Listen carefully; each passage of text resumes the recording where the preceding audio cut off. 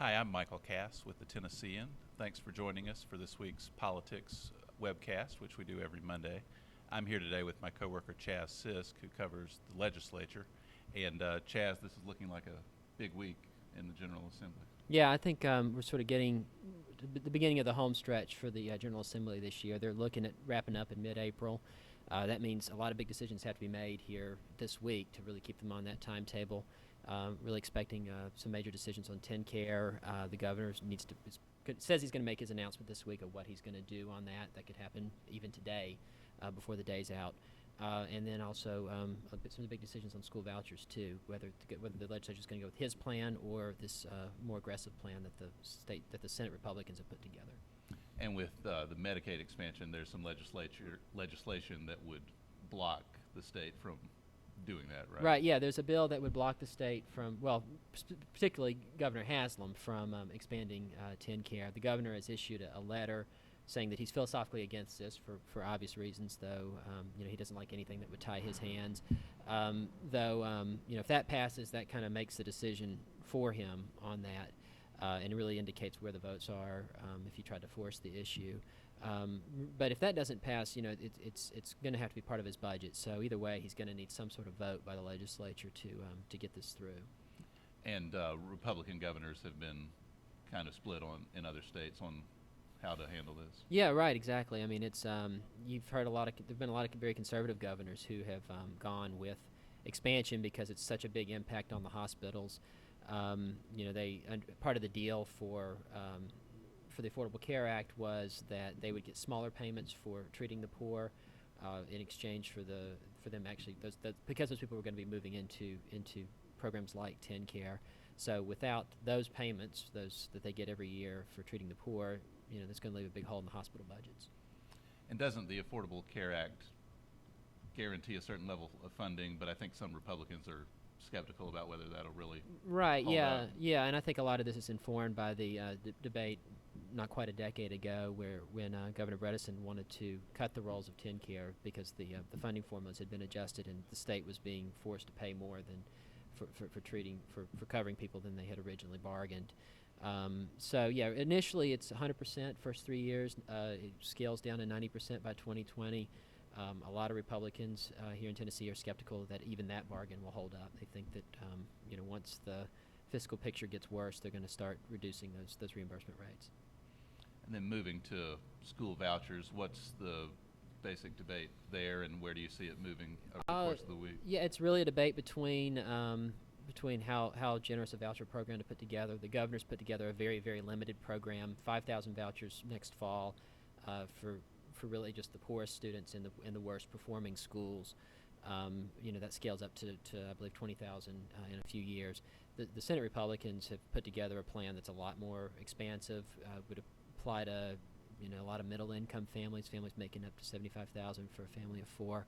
The limits on the number of vouchers would go away a lot faster.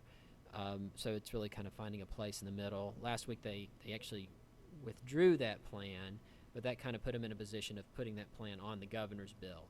So procedurally it kind of cleared away a roadblock to really get a bill through the legislature. And a lot of the question has been about would they get themselves so tied up over the details they can't get anything through. And I think what they're really trying to do is work out those kinks so that they can at least get something out by the end of the year. And it sounded from your story in today's paper like there's some resistance even in the GOP ranks to moving too quickly to wrap up the session. Yeah, there have been a few lawmakers who've expressed some frustration. I mean, they went as late as June 2 years ago and in 2009. So actually 3 years ago now, 2010 and 2009. They're actually moving a lot faster than they have for previous legislatures. It really changes the way they work. A lot of what they've done is one-on-one selling their bills to each other, and now they're really they're having to really get the leadership involved and get these things through committee quickly, or it's really not going to go anywhere. So also, just sort of switching to your beat here, the Election Commission had another exciting week. Can you just sort of tell us a little bit more about this decision to walk back on checking the voter records? Sure. So the Election Commission had voted in February to do a review of the citizenship status of all foreign-born voters who registered to vote after March 1st. Metro attorneys said whoa, that's not a good idea, that could have some serious constitutional problems and other legal issues. So at this past Thursday's meeting, the Election Commission, after about an hour of discussion, voted unanimously to rescind that vote and just to try to put pressure on the state election coordinator, Mark Owens, to wrap up his own study, which looks at all voters and whether they're truly eligible to vote. It's not singling out the foreign-born ones. Has there been any indication from the state sort of what they feel about all this? Would they feel like there was a problem with over-registration? Well, they think it's a much more limited problem than Steve Abernathy, the election commissioner who brought this, was putting forward. And Mark Goins has said that he'll report to the State Election Commission early next month. This also could have some political ramifications. Democrats, as we've discussed, have already replaced one of their election commissioners, and Republicans need to decide whether to reappoint their three by the end of this week, I understand. Patricia Heim, a Republican who voted against this plan all along, defended herself pretty vigorously at Thursday's meeting, and we'll just have to see whether the Republican legislators that you cover will remove her or give her another term.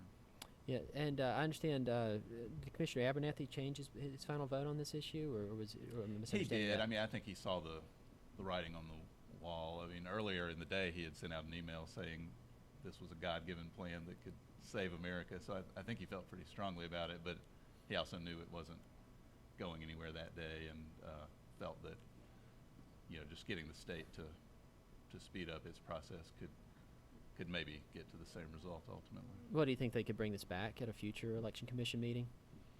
I think he could, but it seems unlikely that it would go anywhere after the Metro attorneys came out so strongly against it. Yeah, it sounded like it was a pretty raucous election commission meeting on Thursday, or at least a very well attended one. Do you think that was the difference, or was it just really the lawyers getting involved and telling them to this maybe isn't such a great idea? I think that was more it. I mean, there were plenty of people from both sides in there. Abernathy's backers had these stickers on saying something like voting rights for U.S. citizens only, which seems like, you know, kind of an innocuous statement that anybody could agree with. Someone on Twitter seemed to disagree with my statement to that effect. But so there were people crowding in there from all sides, and it was the room really wasn't big enough for the crowd that was in there, but it was a colorful group and lots happening. Yeah, and always when you have these kind of issues in Nashville. So thanks a Right. lot for All right. thanks for doing this. Thanks. So join us again next week when we next Monday when we talk about state and local politics here at the Tennessean.